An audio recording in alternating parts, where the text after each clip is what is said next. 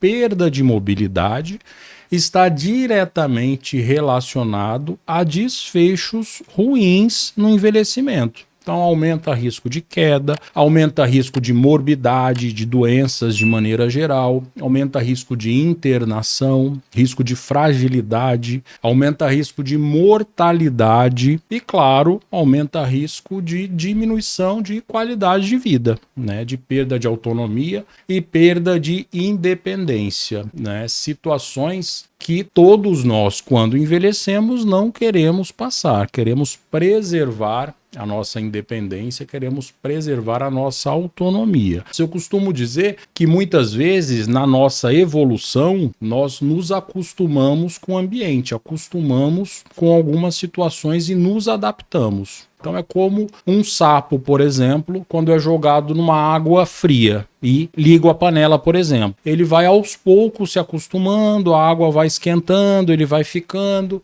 a água esquenta um pouco mais, começa a ficar desconfortável. Quando ele quer pular da água, infelizmente, a água já está muito quente, por exemplo. Então, isso que acontece com o nosso envelhecimento. Muitas situações a gente vai adaptando, uma escada a gente deixa de subir, uma vaga a gente acaba parando mais perto. Enfim, situações do dia a dia que nós não percebemos que já caracteriza a perda de mobilidade e que é muito importante que você perceba. Então, se você já tem um ente querido também, o seu esposo, o seu pai, sua mãe, seu tio, enfim, se já tem algum ente próximo que já está envelhecendo e perceber algum desses sinais, é importante que ligue aí um sinal de alerta e já procure ajuda. O primeiro grande sinal que muitas pessoas não percebem é dificuldade em se levantar da cadeira. Então, dificuldade em levantar-se da cadeira, muitas vezes a pessoa tem essa dificuldade e acha que é natural. Então,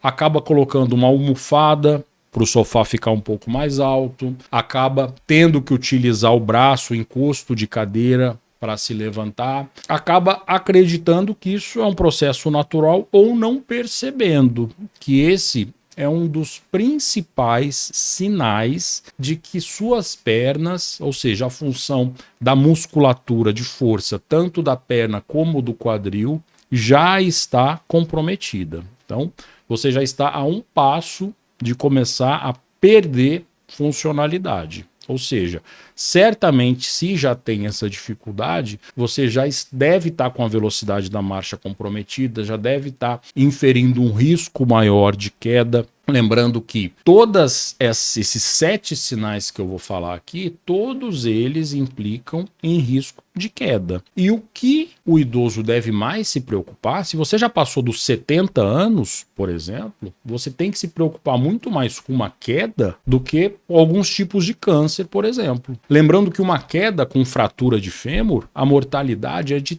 30%, ou seja, de cada 10 pessoas que fraturam o fêmur, 3 vão morrer no intervalo de 1 ano. Isso, a mortalidade é maior do que muitos cânceres, do que muitas doenças agudas que podem acometer. Então, se você já passou dos 70, dos 80 anos, a queda deve ser sua maior preocupação. E, claro, tomar as medidas para que não tenha essa queda, para que não ocorra essa queda. Dentre o ambiente estar seguro, o nosso corpo, a nossa estrutura também precisa estar segura e forte, enfim. Então, se você tem dificuldade de se levantar da cadeira, precisa usar os braços ou precisa dar aquele impulso, né? Vai 1, 2, 3, na terceira vai.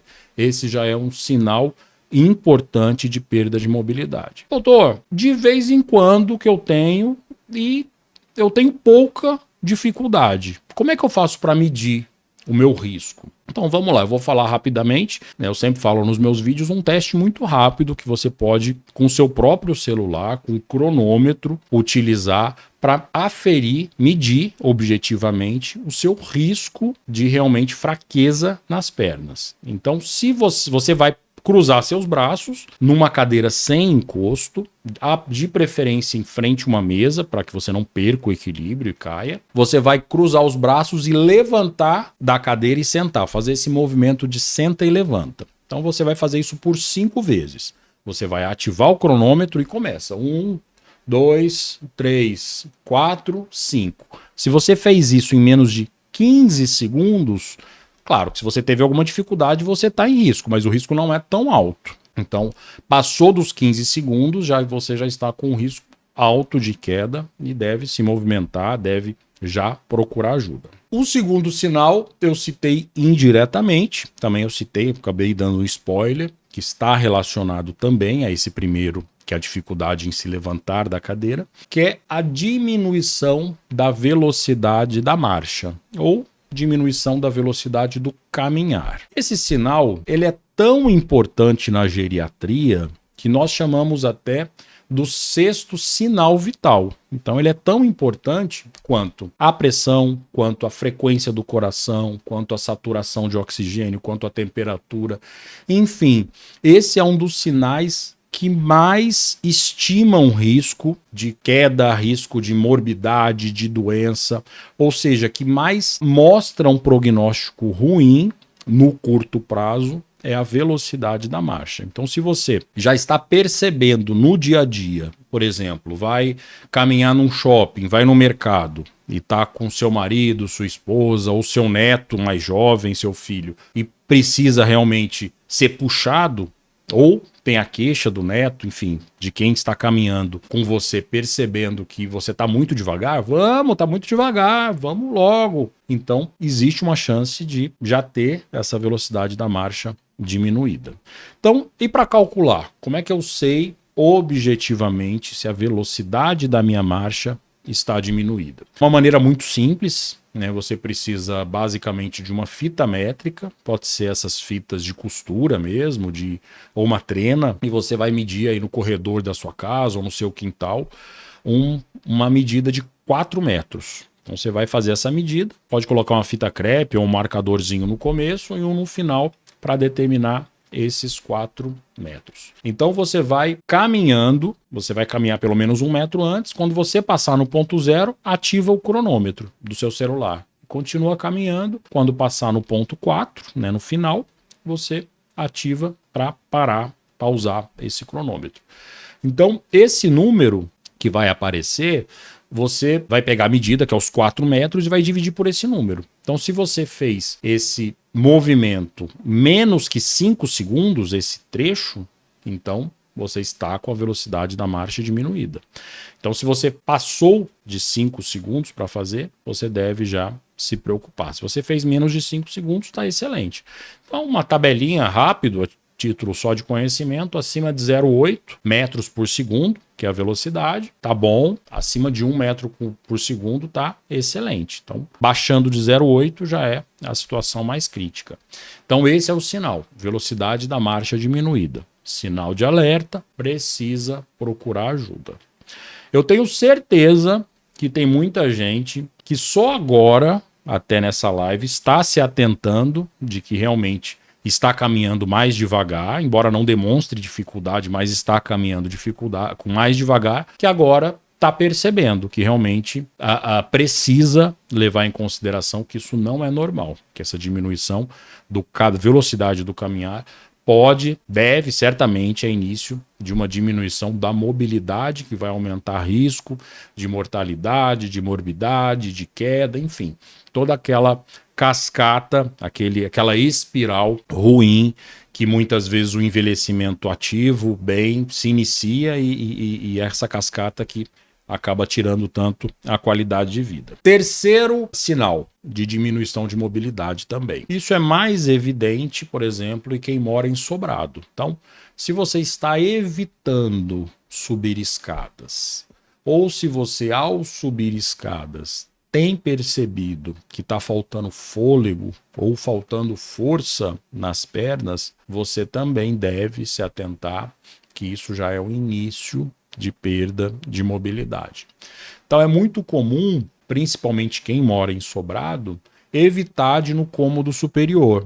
Então até inconscientemente tem que fazer alguma coisa no cômodo de cima, acaba adiando, não fazendo, ou simplesmente não indo mesmo, né? Deixando para ir 1 vez, 2 vezes durante o dia. E claro, né, situações aí até de mercado, de shopping, situações na qual existe alguma escada e você acaba evitando essa escada por dificuldade. Não por preguiça. A gente sabe que muita gente acaba tendo preguiça, pega o elevador, às vezes é subir um lance de escada só. Tem num shopping, por exemplo, tem uma escada rolante e uma escada normal do lado, ao lado. Então, muitas vezes vai na escada rolante. Isso eu observei até esses dias aqui num shopping da minha cidade. Eu estava na praça de alimentação, ali observando, e a escada rolante que sobe e que desce, ao lado dela, no saguão, tem a escada que não é rolante, né? Escada fixa. E eu não via ninguém, eu devo ter ficado o quê? Uns 20 minutos, meia hora, não vi ninguém usando a escada mecânica, né? Escada física. Todo mundo na escada rolante. Então tem um dos meus vídeos até, que eu explico, eu vou deixar aqui no final até, eu vou deixar no card, é um vídeo que orienta você a fazer atividade física com atitudes do dia a dia. Uma dessas atitudes você sempre priorizar a escada, né? Outra atitude é você acabar parando o carro mais longe. Então, a gente sabe que existem idosos que têm problema de mobilidade que não conseguem parar o carro longe. Então, acaba tendo as vagas reservadas próximo de entrada, de mercado, de shopping. Agora, se você tem uma mobilidade adequada, eu sempre recomendo que pare mais longe para poder, nesse espaço, aproveitar e fazer uma caminhada.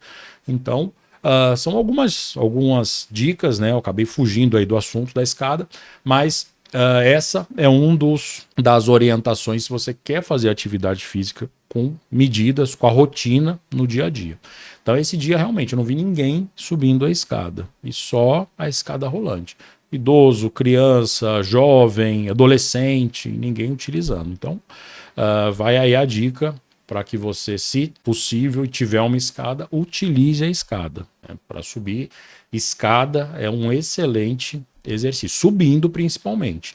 Descendo, para quem tem artrose, para quem tem alguma alteração de cartilagem do joelho, deve tomar um cuidado maior com relação ao impacto de descer uma escada. Agora, subir é um excelente exercício. O quarto sinal. Esse certamente alguém que está me assistindo aqui, se você se identifica com essa situação, provavelmente já está com essa dificuldade. Então, quem aqui tem dificuldade em calçar uma meia, por exemplo, calçar um sapato, cortar a unha do pé, sempre tem uma dificuldade, acaba doendo e a posição ruim, ou não conseguindo.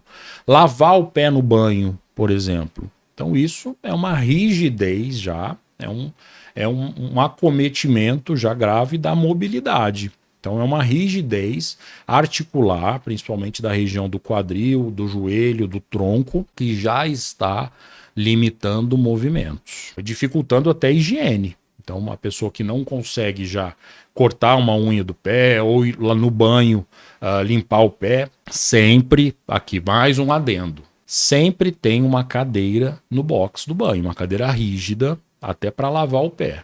Né? Não lave o pé levantando o pé, ficando equilibrado num pé só. Então, se você já passou dos 70 anos, tome muito cuidado, porque o banho, o chuveiro, é um dos locais com maior risco de queda na casa, é o banheiro. Né? Sabonete, liso, chão molhado, azulejo, essa é uma combinação explosiva para que tenha queda. Então, sempre tenha uma cadeira, um banco rígido dentro do box, até para poder alcançar o pé na hora que lava. Não estou falando lavar o pé em pé, não. Então, se você já está percebendo alguma dificuldade nesse sentido, provavelmente você já tem uma falta de mobilidade real, que a tendência, se não fizer alongamento, se não fizer uma musculação, um pilates, enfim, se não tiver nenhuma atividade física para reverter, a tendência vai ser ficar mais rígido, ter mais dificuldade e perder mais funcionalidade. Agora, voltando ao assunto do banho, de limpar o pé em pé. Não é para limpar o pé equilibrando numa perna só, mas apenas a título de teste. Quantos segundos você consegue ficar equilibrado em uma perna só? Então esse é até um teste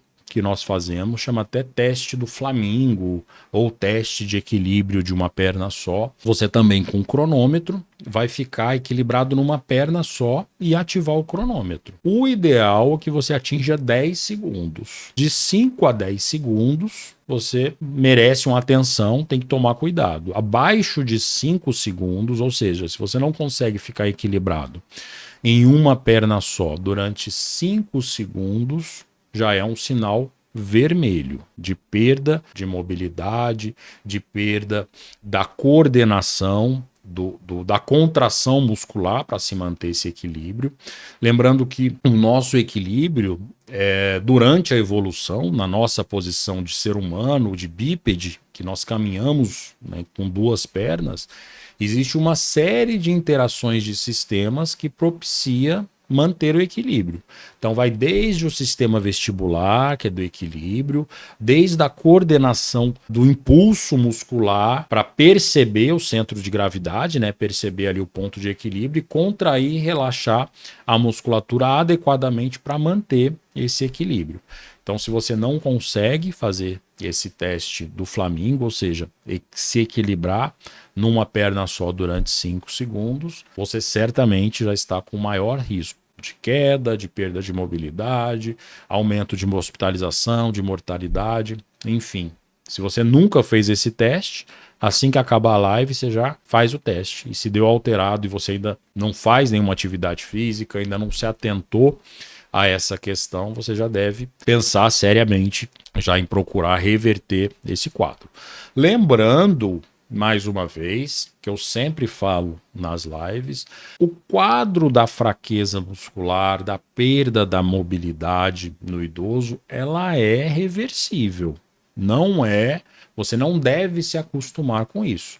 É claro que você não vai correr uma maratona, você não vai ter um alongamento de um contorcionista de circo, mas melhora de funcionalidade é possível sim, independente da idade. Melhora sempre tem.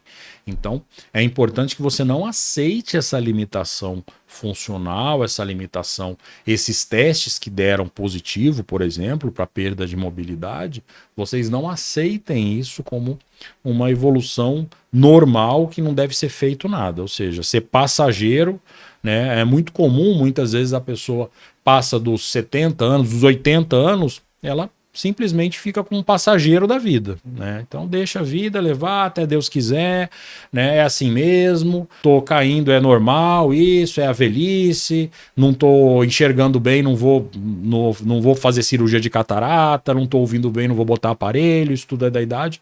Não, a gente consegue sim envelhecer com qualidade, claro, procurar dispositivos e atitudes que vão melhorar a nossa qualidade de vida. Outro sinal, né, que é o sexto sinal, que você pode estar enfrentando também e ainda não percebeu, é dificuldade em se virar na cama à noite.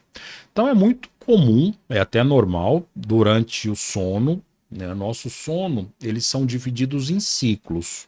Então são ciclos que tem todos os estágios, N1, N2, N3, sono não REM, aí você tem um pequeno despertar, aí inicia outro ciclo, e durante esses ciclos você não fica imobilizado na cama. Você mesmo que não perceba, você se movimenta de um lado, movimenta de outro, alivia, até para melhorar a circulação do corpo, né? Diferente de um paciente crítico numa UTI, por exemplo, que não se movimenta, então precisa o profissional de saúde, seja o enfermeiro, seja o fisioterapeuta, mobilizar esse doente para que não tenha escara, para que não tenha ferida.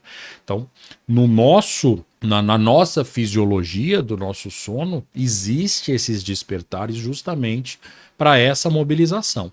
Agora, se você, durante esses pequenos despertares, você percebe que tem dificuldade em se virar, por exemplo, então também você deve ter muita atenção. Lembrando que mobilizar o corpo requer realmente um esforço, embora pequeno, mas tem que ter um esforço de coordenação entre o tronco, o quadril e as pernas. Então, se está tendo dificuldade, seja por dor, seja por fraqueza, muitas vezes precisa até segurar na beira da cama para mexer, para se movimentar, para virar. Isso deve ser valorizado. O sétimo sinal é quando você começa a ter medo de andar, caminhar em algum terreno irregular. Então, por exemplo, o que é muito comum até em algumas cidades é a calçada ser bastante irregular, ter galho de árvore, buraco, enfim. Algumas cidades, alguns bairros até, a calçada não é tão bem conservada como em outras regiões de algumas cidades. Então, se um caminho que você fazia, por exemplo, até a padaria, um caminho que você fazia até a casa de um filho, que já sempre teve essa calçada esburacada, e você começa a ficar com medo de perder o equilíbrio, de cair, quer dizer que inconscientemente essa insegurança já está demonstrando algum grau de perda de mobilidade. Claro que cuidado, um receio, uma atenção com esse tipo de calçamento irregular você deve ter. Você não deve também se expor a comportamento de risco para queda. Então, dentre o tripé da prevenção de queda, além do ambiente estar seguro, você deve ter comportamento seguro, não deve subir numa escada, subir no telhado, enfim. E você deve também, claro, manter o seu corpo com uma estrutura física adequada para poder se manter de pé e não perder o equilíbrio, não cair.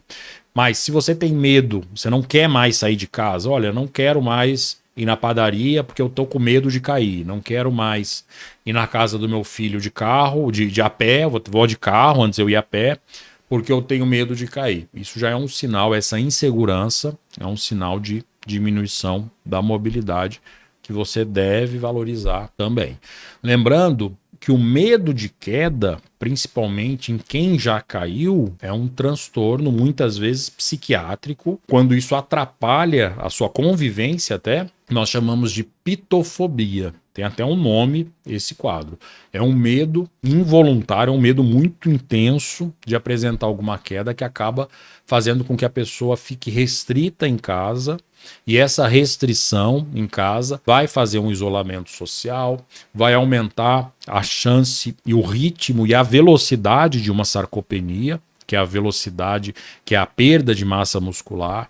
Então, se você tem esse medo excessivo, também tem que descartar uma pitofobia, porque aí é um tratamento, requer um tratamento psiquiátrico, muitas vezes com terapia, muitas vezes até com medicamento, para evitar esse medo excessivo da queda. Então esses foram os 7 sinais que muitas vezes você não se deu conta, você não valorizou de uma maneira adequada, que podem impactar diretamente na sua qualidade de vida no curto prazo. Então, no curto prazo que eu estou falando é nos próximos 2, 3, nos próximos 5 anos. Esses sinais, quando iniciados, se não tomado nenhuma atitude, do ponto de vista de revertê-los, certamente em 3 a 5 anos a chance de piorar ou de ter uma queda ou de já entrar num estado maior de fragilidade vai ser muito maior essa chance. Lembrando, mais uma vez, que é sempre reversível, a gente sempre consegue, claro, avaliação se não tiver nenhuma sequela neurológica, muitas vezes a pessoa, depois de um derrame, né, acaba não tendo, tem uma diminuição da velocidade da marcha por conta de um AVC, de um derrame, uma sequela. Então, obviamente, que a causa é neurológica, não é uma causa motora. Então, a gente tem que avaliar muito bem até na própria reabilitação. A Ruth Prates, não tô tendo equilíbrio no ônibus, na rua. Então, Ruth, esse também é um outro sintoma do dia a dia, que dentre esses 7 sinais, também devemos valorizar. Então, no ônibus, no movimento, claro que a gente sempre tem que apoiar, segurar, mas se está tendo uma maior chance de queda, enfim, não está conseguindo ficar num ponto fixo, então deve ser valorizado também. A Ruth tem medo de atravessar a rua. Esse já entra no 7º sinal, é esse receio.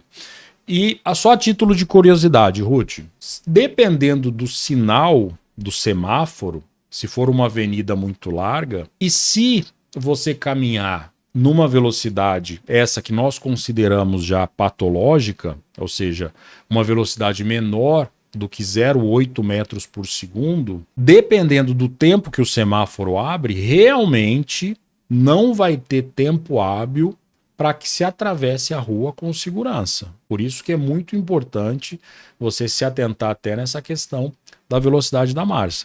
Certamente deve ter algum cálculo de tempo associado à concentração de pessoas que vão passar e atravessar determinada faixa de pedestre, deve ter algum cálculo envolvendo o tamanho e uma velocidade média de marcha também. Mas se você está no limite, um semáforo, por exemplo, que dura 20 segundos, se você para atravessar a rua vai estar uns 15 metros, por exemplo, uma avenida, então vai dar praticamente o tempo certinho de você terminar e o sinal abrir. Então isso é uma questão, essa velocidade da marcha é uma questão até de diminuição de risco de acidente. Preciso de ajuda para subir as escadas, então já é um quadro mais importante também. A Ruth tem 67 anos, tem osteoporose, já caiu várias vezes, quebrei o fêmur, cotovelo e é de Vila Velha. A Ruth é que tá com... Ruth, você tá com dificuldade também no ônibus, né? 67 anos já para ter fratura patológica de fêmur e de cotovelo e já ter osteoporose, acredito, espero eu, né, claro, que você tem que tratar com muita seriedade essa osteoporose. Tem que ter um acompanhamento muito rigoroso aí com o seu médico, seja seu geriatra, seja seu reumatologista ou seu clínico, para estar acompanhando. Porque a osteoporose, se não tratada adequadamente, lembrando que é uma doença totalmente silenciosa, se não fizer o rastreio, que é a densitometria, que é o exame, você só vai descobrir se tem osteoporose a partir do momento que quebrar. Ela não dá dor, não dá nenhum outro sintoma. Então, e lembrando que ela é evolutiva, se não tratada, se não utilizada a medicação apropriada, a tendência ela é evoluir cada vez mais. Então, se com 65 anos, 67 anos, já está com osteoporose com fratura, é importante que tenha o tratamento adequado para que ela não evolua para maior gravidade, claro. Genesi só não está bem em subir a escada. Então, Genesi, utiliza essa minha dica. Você está num shopping, mesmo que seja devagar, evita a escada rolante. Você está num mercado, por exemplo, evita aquelas rampas também. Tem mercado que tem aquela rampa, né, que bota o carrinho, né? Se você não tiver com carrinho, pode subir sem as compras e desce com o carrinho na rampa. Então tenta utilizar sempre que possível a escada subindo. Isso vai, mesmo que devagar, isso acaba fortalecendo a musculatura do coxo femoral, a do quadril e o reto, né, femoral, que é a coxa. E a mensagem que eu sempre quero passar é que, independente da idade, você pode ter qualidade de vida, você pode adiar o seu envelhecimento, ou seja, ter uma longevidade ativa, uma longevidade saudável.